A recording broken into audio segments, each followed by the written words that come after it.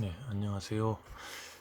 골로새서 4장 2절에서 6절까지의 말씀을 묵상한 것을 나눕니다. 2014년도에 개봉했던 영화가 있습니다. 다큐멘터리 영화인데요. 니마 그 강을 건너지 마오라는 영화입니다. 아시는 분도 많으실 거예요. 원래 TV 프로그램 인간극장에 나왔던 노 부부의 이야기를 영화로 만든 겁니다. 그 영화를 보다 보면 그 영화는 노 부부가 이렇게 알콩달콩 살아가시다가 한 분이 먼저 돌아가시고 슬퍼하는 약간 그런 영화인데요. 영화를 보다 보면 이런 질문이 던져지더라고요. 내가 선택한 삶은 어떤 걸까? 과연 행복할까? 노부부가 두 분이 참 재밌어요. 각자의 욕망을 억제하는 것도 아니고 관계가 마냥 부드럽고 유하지만도 않아요. 투닥거리기도 하고 싸우기도 해요. 그런데 그런 와중에도 서로 의지하면서 지탱하는 모습이 굉장히 인상적입니다. 물론 저도 결혼을 했고 지금 7년, 8년 이렇게 됐는데 그래도 신기해요. 어, 요즘은 뭐 평등이 뭐니 하면서 내가 이만큼 하면 너도 이만큼 해야 된다 이렇게 칼같이 기준이 있죠. 그런데 이 노부부의 이야기는 이것을 넘어서는 설명할 수 없는 무언가가 있습니다. 사람다움이라는 말에 참 뜻이 이런 건가 싶기도 해요. 우리는 각자 한참을 달려왔고 또 달려가겠죠. 우리의 인생을. 근데 여전히 세상은 낯설죠. 부부 관계에서도 부모 자식 관계에서도 낯섭니다. 매일 새로워요. 그러니까 좋은 의미로도 새로운데 좀 낯선 의미 있지 않습니까? 너무 좀 숨고 싶고 하는 그런 느낌. 주변에는 온통 익숙하다고 이제 익숙하다고 생각했지만은 계속 적응해야 할 것이 천지예요. 너무 많아요. 그래서 어렵습니다.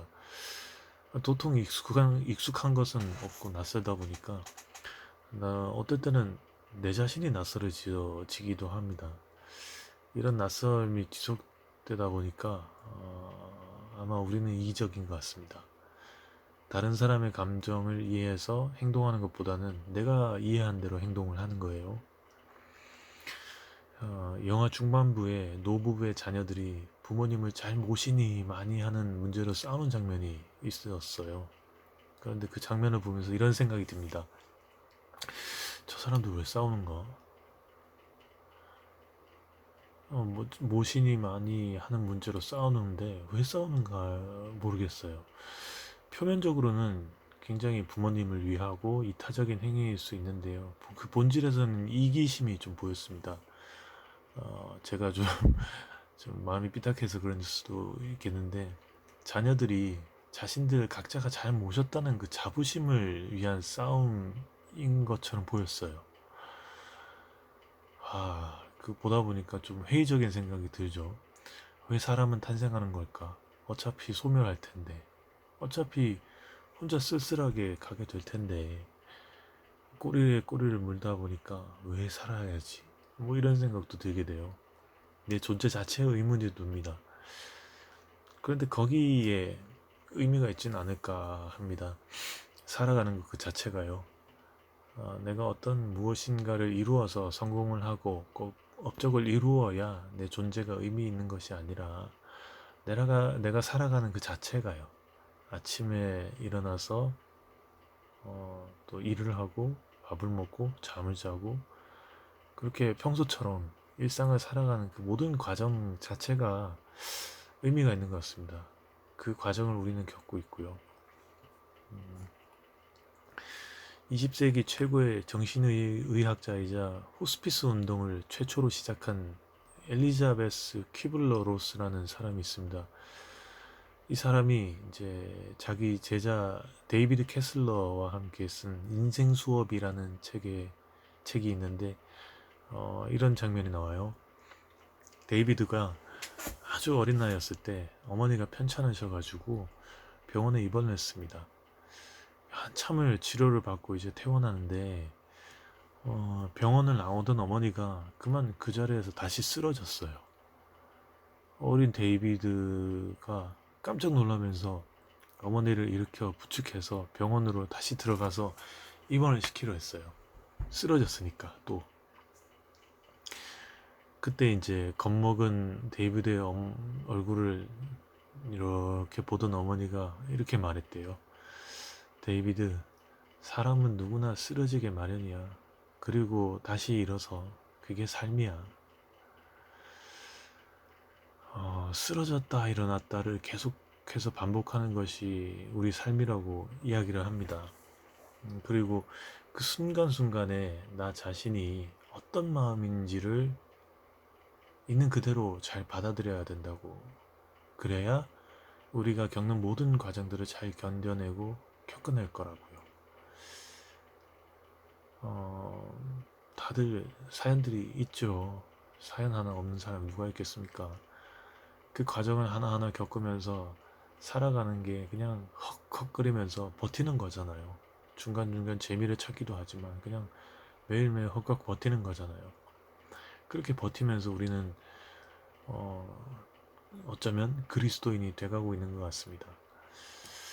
자, 그러면 무엇을 위해 버티는가? 보통은 자기 자신이 될 거예요. 뭐 과정이야 어쨌든 뭐 명분이야 어쨌든 자기 자신이 제일 중요합니다. 내가 힘들면 세상이 옳게 안 보여요. 내가 평안하면 세상이 옳게 보입니다. 신도 하나님도 마찬가지죠. 하나님도 옳게 보일 때가 있고 옳게 보이지 않을 때가 있죠. 기도도 잘 될 때가 있고 아예 꽉 막혀 있을 때가 있고요. 말 한마디 안 나올 때도 있고 감사할 수 있을 때가 있고 또 전혀 감사라는 단어조차 떠올리지 아예 떠올리지 않을 때가 있어요. 너무 괴로워서 너무 고단해서 아예 자포자기한 경우도 있습니다. 그냥 이 지긋지긋한 생이 빨리 끝났으면 하는 그런 생각도 있고요. 예전에 이제 간병인을 구하지 못해서 아버지를 요양병원으로 모신 적이 있습니다. 신경을 다치거나 절단을 해서 그 장애가 생긴 사람들은 보통 환상통이라는 게 있습니다. 환상통이 뭐냐면은 그냥 아픈 거예요. 있지도 않은 통증이 밀려와요. 너무 크게 밀려와서 그냥 아픕니다. 말로 설명할 수가 없어요. 온몸에 불이 붙어 있는 것 같기도 하다가도 순식간에 온몸이 얼어 있는 것 같은 그런 느낌이 막 오락가락하는 그런 게 있대요. 통증의 유형이나 정도는 사람마다 다른데 아버지는 좀 심했던 것 같아요. 지금도 뭐 그렇게 오락가락 하시는 것 같은데 그렇게 밤새 며칠을 괴롭기도 하고 어떨 때는 한 달 내내 그러기도 하고요. 자, 그러면 옆에 있는 사람은 어떨까요? 괴롭죠. 꼼짝 못하고 그냥 꼼짝 못하는 사람을 수발을 일일이 다 들어야 돼요. 예전에 병원에 이제 계실 때는 1분에 한 번, 5분에 한 번 그냥 밤새 그냥 그렇게 부른 적이 있어요. 잠 한숨도 못 자고 다닌 적도 있습니다. 그 견디지 못한 간병인들도 꽤 돼요. 아버지 혼자 두고 도망간 그런 간병인도 있었습니다. 그런데 그 마음을 아니까 저희도 해봤으니까 화는 나는데 솔직히 원망은 못 하겠어요. 어쨌든 저도 제 집이 있는데 제 가정이 있는데 집을 자주 비우다 보니까 당시에 아내와도 관계가 많이 안 좋았었고요. 또 자식도 어, 어, 정상적인 상태는 아니었는데 내팽겨치고 이러고 있으니까 좀 그랬죠. 그날 밤 이제 아버지를 병원에 입원시켜 놓고 옆에서 간병하면서 그 계속 저를 부르는 아프니까 진통제 놔달라고 간호사한테 얘기하라고 하는 아버지를 말을 무시하면서 그냥 눈 감고 이렇게 기도했어요. 기도라기보다는 뭐 혼자 절규했죠. 하나님 오늘 밤에 나를 데려가시든 아버지를 데려가시든 결판을 내시라. 내 손으로 목숨을 거두는 거는 천륜을 어기는 거니까 하나님 알아서 하시라 그렇게 했어요. 근데 다음날 아침에 결국 아무도 안 데려가시긴 했는데 지금 와서는 이제 이런 생각이 들어요. 그 과정 자체가 내 삶의 일부분이었구나라고요. 나는 아버지를 사랑한 것이 아니었다라고요. 아버지가 멀쩡하고 정정했을 때 그때 나에게 주어지는 이득을 사랑했던 것 같아요. 아버지 자체를 사랑한 게 아니라 아버지를 위해 기도한 적도 없어요. 다친 후에도 그저 아버지가 어떻게 되든 나 좀 편안해졌으면 좋겠다. 그렇게 기도했던 것 같습니다. 그래서 그렇게 안 들어주셨나 봅니다. 그러고 보면은 우리 기도도 굉장히 이기적으로 할 때가 있는 것 같아요. 루소라는 사람이 쓴 시부아의 그 보좌 신부라는 책이 있는데 그 책에서 이런 말이 나옵니다. 내 의지를 바꾸어 달라고 내가 하나님에게 요구하는 것은 하나님이 나에게 요구하는 것을 내가 요구하는 것이 된다. 그것은 내가 할 일을 하나님이 해주기를 원하는 것이다. 성경의 정신은 아마도 그걸 거예요. 내가 사랑해야 하고 내가 바꿔야 하고 내가 거듭나도록 노력하는 부분이 분명히 있는데 그건 쏙 빼고 기도하는 거죠. 그냥 단 낙심하거나 퍼져서 될 대로 되라는 마음도 있겠고 그냥 좀 나 좀 편안했으면 좋겠다라는 마음도 있겠고요. 그 마음으로 기도하는 거죠. 좀 바꿔달라고. 나는 아무것도 안 하면서. 물론 이제 기도만 할 수밖에 없는 절절한 상황도 있습니다. 이것저것 다 해봤는데 전혀 아무런 효과가 없을 때 마음에 그 소망이 없습니다. 그냥 포기했어요. 그 어떤 불길도 없고요. 무기력합니다. 사람으로 더 이상 할 것이 없으니까 하나님께 맡기는 수밖에 없으니까 그럴 거예요. 의사분들이 이런 얘기를 많이 하죠. 의학적으로 더 이상 할 것이 없다라고요. 그래서 이제 자포자기하게 되고 좀 마음속에 어떤 불씨랄까요? 그런 것들이 완전히 꺼져버리기도 하죠. 그런데 이 순간에 우리가 잊고 있는 것이 있구나라는 생각이 들었습니다. 그래도 살아가고 있다는 거예요.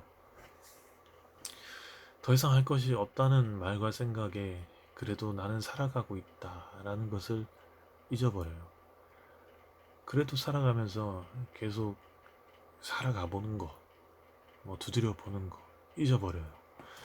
이루어진다는 소망이나 희망이 없기 때문에 그런 어떤 씨앗조차도 없기 때문에 그렇겠지만은 그러나 그래도 우리는 살아가고 있죠. 우리가 상식적으로 보기에 희망이 없는 순간에도 소망이 없는 순간에도 살아가기 때문에 그냥 하는 일도 많잖아요. 자크 엘렐이라는 사람이 쓴 그 우리의 기도라는 책에는 이런 말이 있습니다. 하나님이 경청한다는 확신이 전제되어야 기도는 가능하다. 그러나 그런 확신이 설 수 있게 하는 것은 언어 구조나 의사소통이 아니라 신앙이다.